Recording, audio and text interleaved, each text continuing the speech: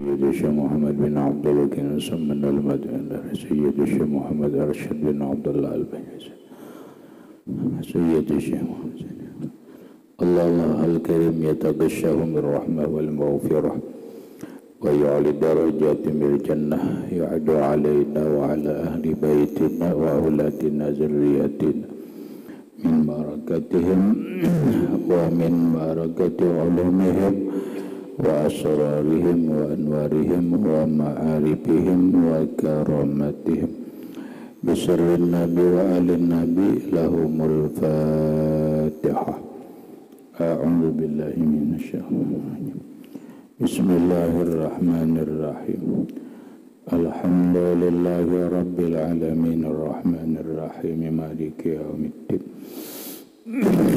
إياك نعبد وإياك نستعين اهدنا الصراط المستقيم صراط الذين أنعمت عليهم غير المغضوب عليهم ولا الضالين آمين. السلام عليكم ورحمة الله وبركاته. بسم الله الرحمن الرحيم.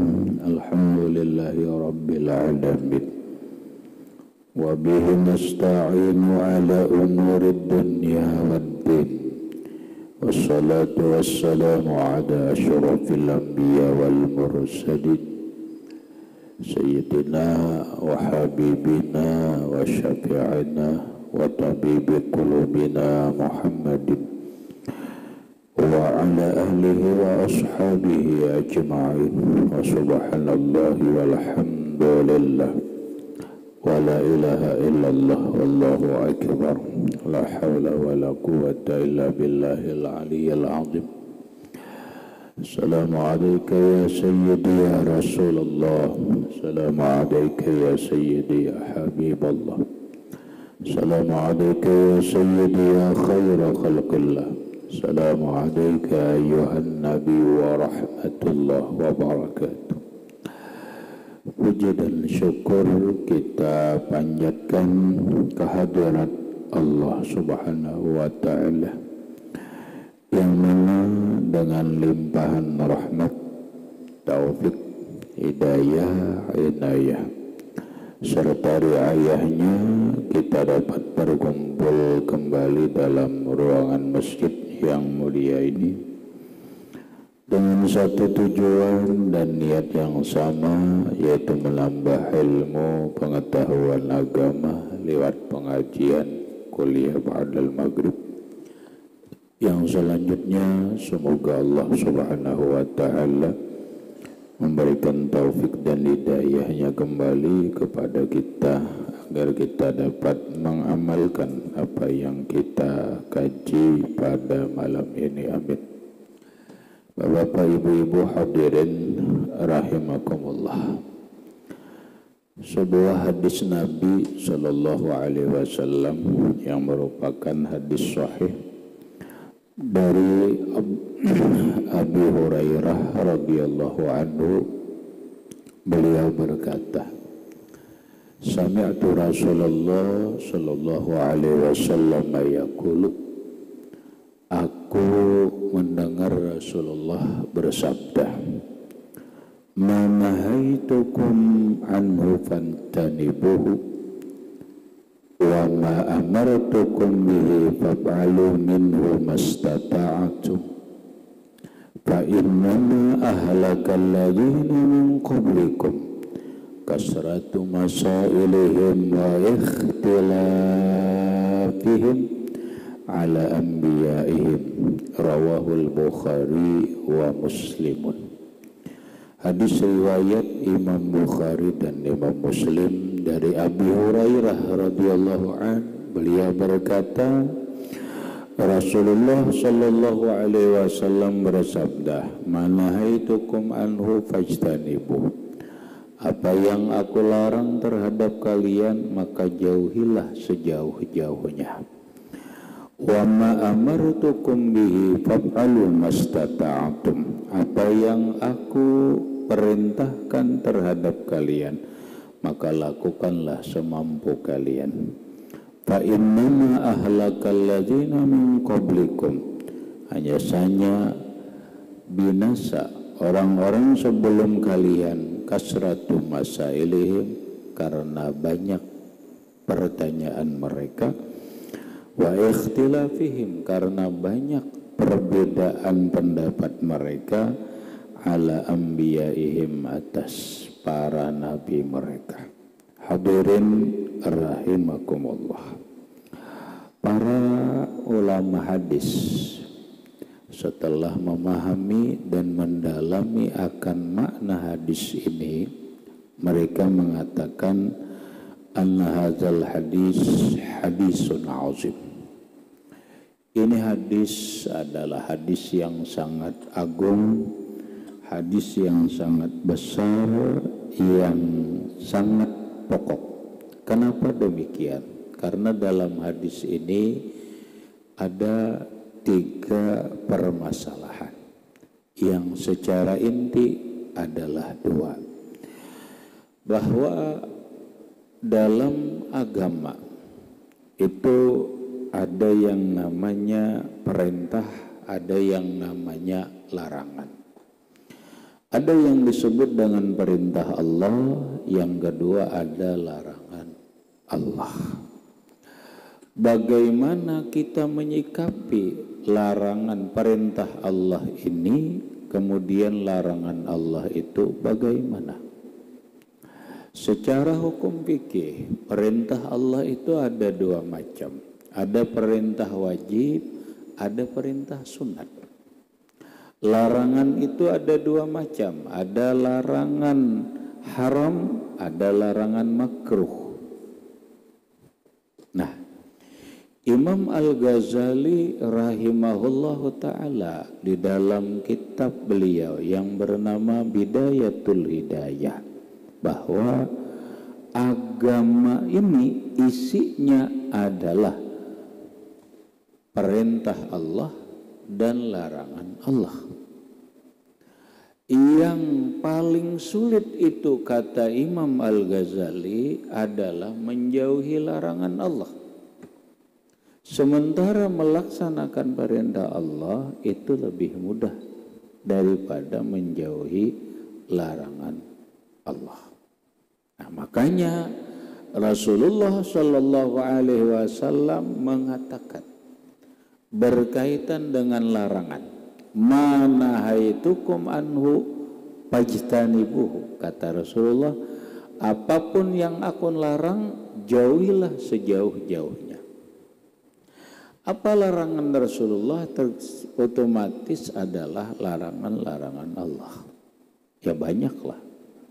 Ada yang berkaitan larangan Rasulullah atau larangan Allah itu berkaitan dengan akidah. Ada larangan Allah yang berkaitan dengan di dalam ibadah. Ada larangan Allah Subhanahu wa ta'ala yang berkaitan dengan muamalah. Ada larangan Allah dalam kaitan munakahah, seluk-beluk dalam pernikahan. Ada larangan Allah yang berkaitan dengan makanan. Ada larangan Allah yang berkaitan dengan halal dan haram. Itu larangan Allah. Sikap kita yang diperintahkan oleh Rasulullah Sallallahu Alaihi Wasallam, apabila larangan Allah itu kada ada tawarannya, jauhi. Ada bapak jari ini haram sedikit, oh kada bisa. Yang namanya itu haram, ya jauhi. Bahasa kita dalam kehidupan berbangsa dan bernegara, korupsi itu ada yang besar, ada yang kecil. Yang namanya korupsi itu adalah maling, mengambil harta rakyat, mengambil harta negara, tidak ada kaitannya mau besar mau kecil, namanya juga haram. Ada penjara korupsi 1 juta 2 juta ini aja, bukan nggak ada apa-apa, tetap haram. Yang namanya mengambil hak orang lain itu dilarang Allah, bukan masalah banyak dan sedikitnya. Yang namanya mengurangi timbangan itu larangan Allah bukan permasalahan aku sedikit jejer mengurangi, bukan permasalahan itu. Tidak ada masalah sedikit dan banyaknya. Pokoknya dalam larangan Allah tidak ada tawarannya. Fajtanibuhu, kata Rasulullah, jauhilah larangan tersebut. Nah kadang-kadang kita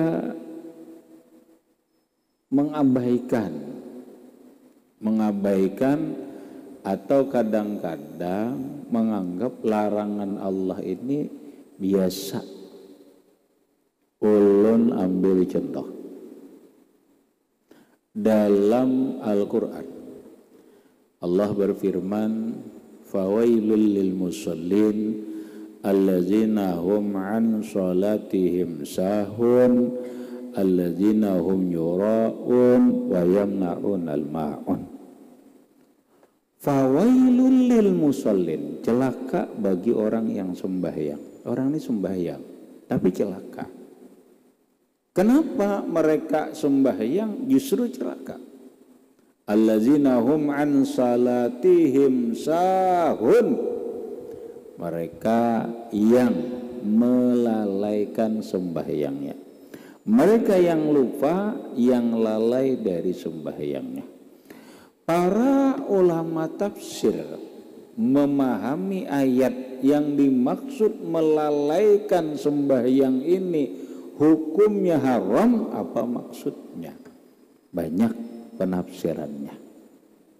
Ada yang mentafsirkan orang ini walaupun sembahyang tapi di dalam sembahyangnya hatinya lalai, hatinya mahayal, maka ini orang celaka. Loh kenapa celaka? Padahal dia melakukan perintah Allah. Ya karena dia, kata Imam Ali, bagaikan orang munafik. Perilakunya sembahyang, berdiri, ruku, sujud, tapi hatinya ke lain. Jakanya orang dua laki bini, muntung bapandir lawan bini, tapi hatinya memikirkan orang lain.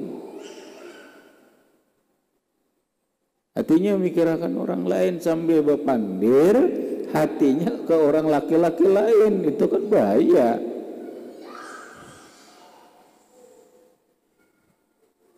Itu bahaya. Nah ini penafsiran para ulama sufi, penafsiran para ulama tasawuf. Maka oleh para ulama tasawuf, orang itu sembahyang celaka kalau di dalam sembahyangnya hati mereka itu lalai. Sekalipun menurut ulama fikih tidak mengapa, sembahyangnya sah. Nah, lalu dalam penafsiran ulama fikih, ini ada di dalam tafsirnya Ibnu Abbas radhiyallahu anhumma, Abdullah bin Abbas radhiyallahu anhumma. Pengertian orang yang celaka lalai di dalam sembahyangnya adalah alladzina yata'akhkharuna sholata an waqtiha. Mereka yang melalaikan sembahyang sampai tak keluar waktunya. Sembahyang subuh umpama sembahyangnya jam 6, keluar waktu sudah haram sudah. Dosa melalaikan sembahyang sampai keluar waktunya karena lalai, kadada alasan sampai tak keluar. Sembahyang zuhur lalai aja, santai, kadada alasan yang benar, akhirnya masuk waktu asar. Pas menggawi zuhur tak ke asar. Ini namanya lalai. Hukumnya haram. Umajer aku satu mata aja lalai nyejer, ya tetap haram. Di dalam fikih orang sembahyang isya atau sembahyang subuh 2 rakaat, 1 rakaat di dalam waktu, 1 rakaat di luar waktu, pas dapat nih 1 rakaat di dalam waktu, 1 rakaat di luar waktu, 1 rakaat haram. 1 rakaatnya itu haram. Kenapa? Karena tak keluar dari waktunya. Nah, sehingga oleh para ulama fikih larangan Allah jangan dianggap biasa. Pajtanibuhu, kata Rasulullah, jauhi ujub-ujub. Itu satu contoh bahwa yang namanya melalaikan waktu kada bisa ditawar-tawar. Hadirin rahimakumullah. Ya banyaklah yang disebut dengan larangan ini, larangan ucapan, larangan dalam perbuatan, larangan dalam i'tiqad, dalam keyakinan. Ini kalau kita uraikan berkaitan dengan larangan-larangan ini, ya sangat banyaklah. Yang penting apa kata Rasulullah, apa nang aku larang, jauhi ujur-ujur. Jauhi ujur-ujur. Kenapa? Karena kita ini melaksanakan perintah Allah, tapi larangan Allah dilakukan, itu bahaya. Bahaya. Kita ambil contoh aja nang kita kadang-kadang terasa selalu melanggar larangan Allah. Ini selalu melanggar larangan Allah. Kadang-kadang orang alim pun terlanggar. Apa yuk? Menggibah orang. Gibah itu kan haram. Menguyak orang itu kan haram. Dan dosanya besar. Bahkan ancamannya pun sangat besar.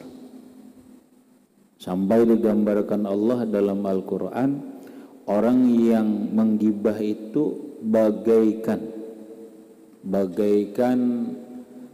seseorang memakan daging buruk bangkai saudaranya sendiri.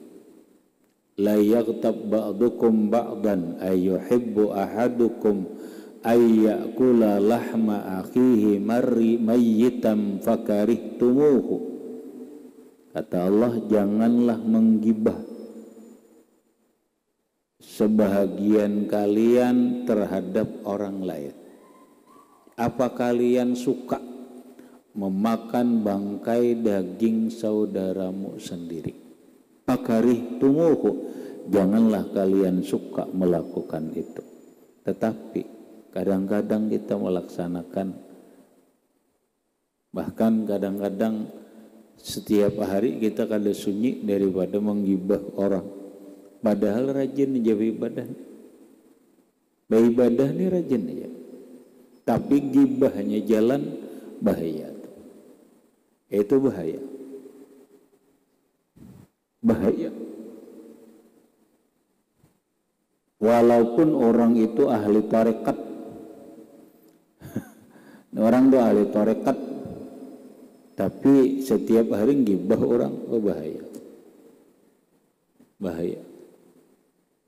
Dan ini sering sudah kita dengarkan betapa ancaman-ancaman bagi orang yang menggibah.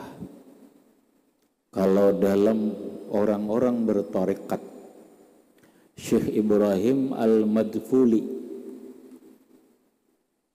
gurunya Imam Syekh Abdul Wahab Asy-Sya'rani, di dalam kitab yang bernama Al-Minahus Saniyah, orang-orang bertarekat itu kadang-kadang disebut salik, para salik. Orang-orang yang bertarekat yang menuju Allah Ta'ala itu kadang disebut murid.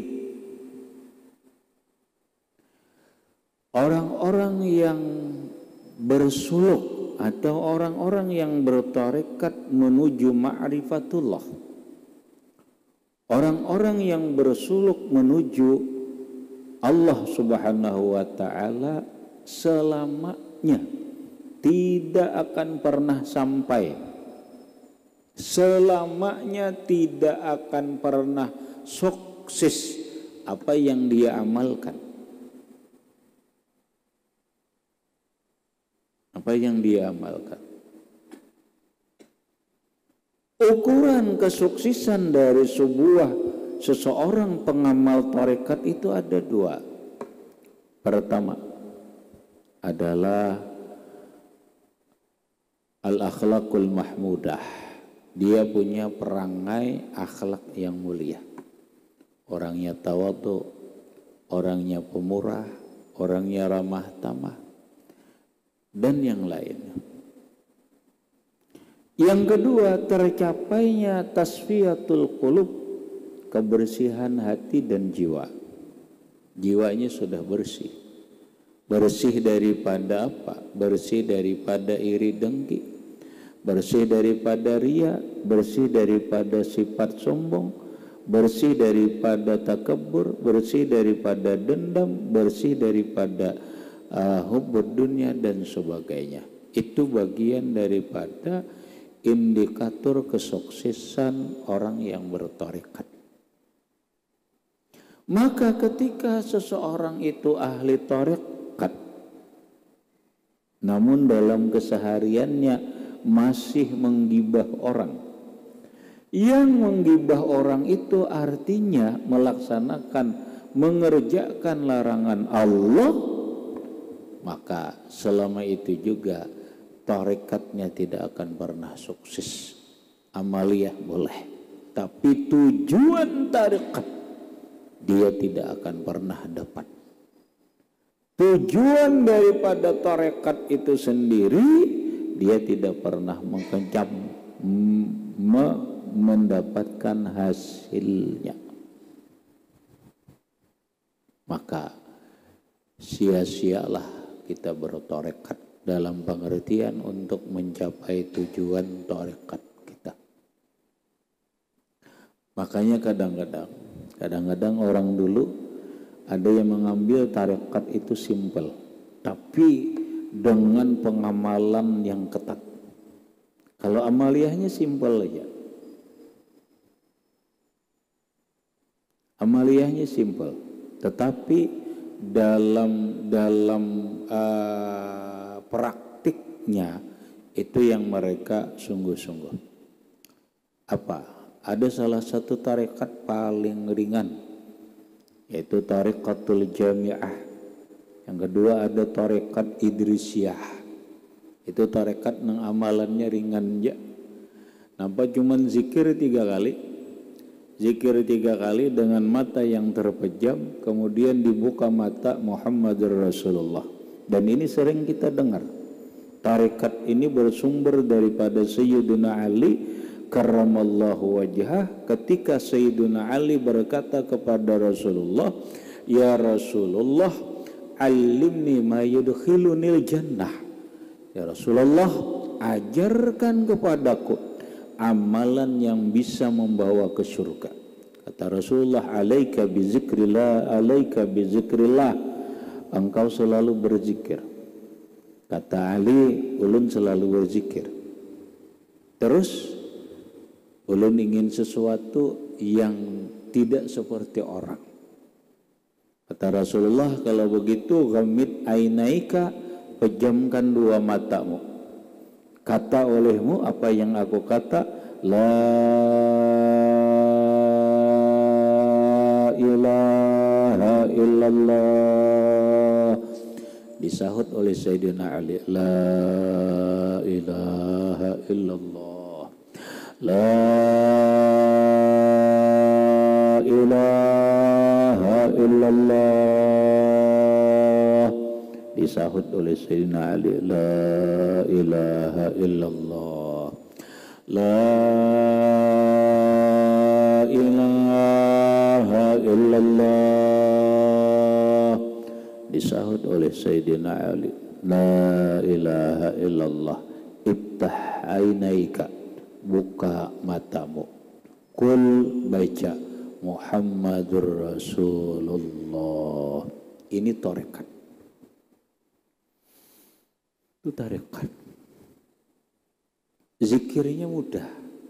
Cuman zikir 3 kali dengan pejam mata, dengan ada pahaman maksud dan tujuannya adalah banyak penjelasannya. Buka mata Muhammad Rasulullah, paling ringan tarekat. Kada perlu harus pakaian begini begitu, kada perlu. Cuman ini. Cuman harus memahami apa maksudnya daripada zikir itu, kemudian bagaimana pengamalannya, amal zahirnya bagaimana, amal batinnya kayak apa. Ya salah satunya adalah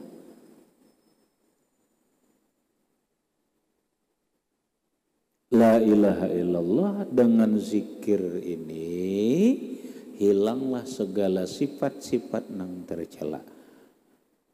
Berusaha dengan mengamalkan zikir ini, memahami, mendalami, dan mengamalkan, sehingga kada ada lagi gibah dalam kehidupan. Zikirnya kada banyak, tapi gibah dijauhinya, menghina orang dijauhinya, mengadu domba dijauhinya, berdusta dijauhinya, memfitnah dijauhinya, dan seterusnya. Terus diamalkan. Pada akhirnya apa? Dia sampai kepada Allah. Setiap kali habis sembahyang. Ringan. Nah justru walaupun orang dengan tarekat zikir yang paling banyak, zikir sehari 5.000, sehari 10.000, seperti tarekat Naqsyabandiyah, tapi pagi nguya orang, sore ngibah orang, selamanya tidak akan sukses. Tidak akan sukses. Dan ini bermasalah. Bukan hanya orang bertarekat saja, itu kisah tarekat. Jangan dikira, aku sudah 20 tahun bertarekat. Iya, yang kita lihat hasilnya apa. Kan begitu. Kata Imam Ibnu Athaillah, innama maksuduna samar la syajar. Tujuan kita ini mencari buah, bukan menanam pohon. Orang menanam mangga nang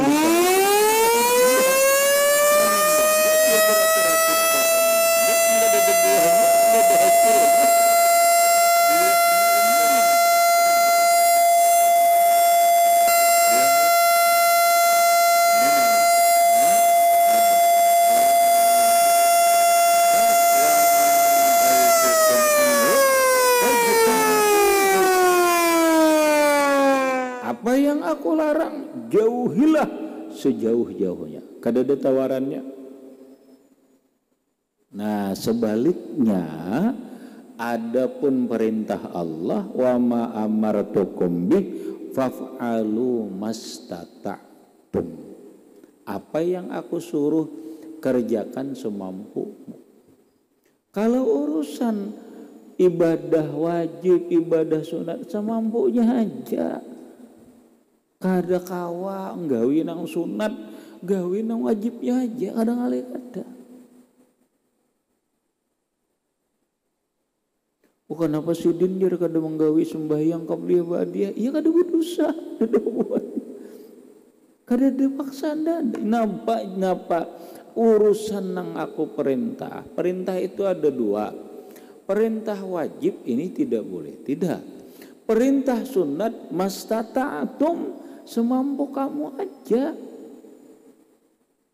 Kada kawa kita qabliyah ba'diyah, sudah nang wajibnya aja. Kada ada tuntutan. Mana bujur kada qabliyah ba'diyah, maka beilmu. Nah, bukan begitu. Nabi memandangkan mastata'tum. Sekarang kita ambil dalil lain, hadis sahih. Karena kita ada seseorang yang dianggap orang kampung. Orang kampung. Arab Badui datang kepada Rasulullah. Orang kampung ini kan polos. Biasanya orang kampung ini polos. Kada banyak gaya, kada banyak itu. Bertanya kepada Rasulullah, ya Rasulullah, in shallaitu fardhaha. Ya Rasul, jika ulun ini sembahyang yang fardunya aja, perintah Allah ada, nang fardunya aja. Ulun kadang gawi qabliyah, ba'diyah, jangankan tahajud, sembahyang duha, sembahyang tasbih, ulun qabliyah, ba'diyah aja kadang gawi. Kadang gawi. Baca Quran, kada juga. Pokoknya nang wajibnya aja, nang fardunya aja. Wasumtu fardhaha, ulun puasa nang fardunya aja juga. Senin Kamis perai, puasa Nabi Daud makinnya. Nisfu Syaban kada, puasa Arafah tidak, puasa Asyura tidak, awal bulan, awal Muharram tidak. Puasa nang wajibnya aja. Zakat kalian kada harta. Haji kada punya kemampuan. Namun wahalaltul halala, yang halal ulun lakukan, yang halal ulun katakan halal, yang halal makanan ulun makan, yang halal pandiran ulun kerjakan. Wa haram tul harama, yang haram ulun katakan haram, yang haram ucapan ulun jauhi, yang haram makanan ulun jauhi, yang haram perbuatan ulun jauhi. In mittu ala zalika, jika ulun mati hanya begitu. A'adkhulul jannah ya Rasulullah, ulun masuk surga lah.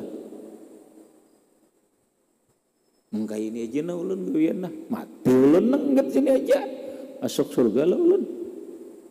Orang kampung bulus. Apa jawaban Rasulullah? Jawab Rasulullah, tadkhulul jannah, ikam masuk surga. Iya nih hadisnya. Apa yang aku larang, kata Nabi, jauhi ujur-ujur. Apa nang aku suruh, gawi semampunya. Gawi semampunya. Hadirin rahimakumullah, artinya apa? Ada dalam kehidupan kita yang kurang serius kita memahami dan mendalami. Ini adalah terkait larangan Allah.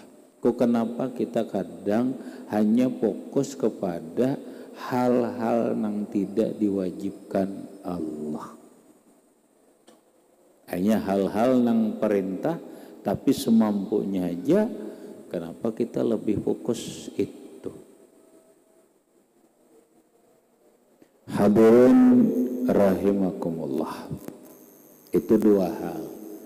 Hal yang ketiga dalam hadis Nabi ini, yaitu kata Nabi, innama ahlakal ladzina min qablikum kasratu masailihim wa ikhtilafuhum ala anbiyahim. Orang-orang dulu binasa itu karena terlalu bertanya, menggawi kada, ketujuh betakun gawi kada. Kemudian wa ikhtilafu anbiyahim, dan mereka tidak sepemahaman, kada mau menyamakan pemahaman tentang para nabinya Allah. Ini mau kita bahas, waktu kepanjangan karena waktu juga sudah sampai. Itu dulu yang dapat ulun sampaikan. Mudah-mudahan bermanfaat bagi ulun dan sambian barataan, dan mudah-mudahan dan berkat kita berkumpul ini Allah Subhanahu wa taala ngampuni dosa-dosa kita, baik dosa zahir ataupun dosa batin, dan mudah-mudahan dengan berkat kita berkumpul ini Allah Subhanahu wa taala mengumpulkan kita dalam surga dengan berkat Rasulullah sallallahu alaihi wasallam wa alihi wa ashabihi wa zurriyyatihi wa bisirril Fatihah. A'udzubillahi Bismillahirrahmanirrahim. Alhamdulillahi rabbil alamin arrahmanirrahim. Iyyaka na'budu wa iyyaka nasta'in ihdinas siratal mustaqim.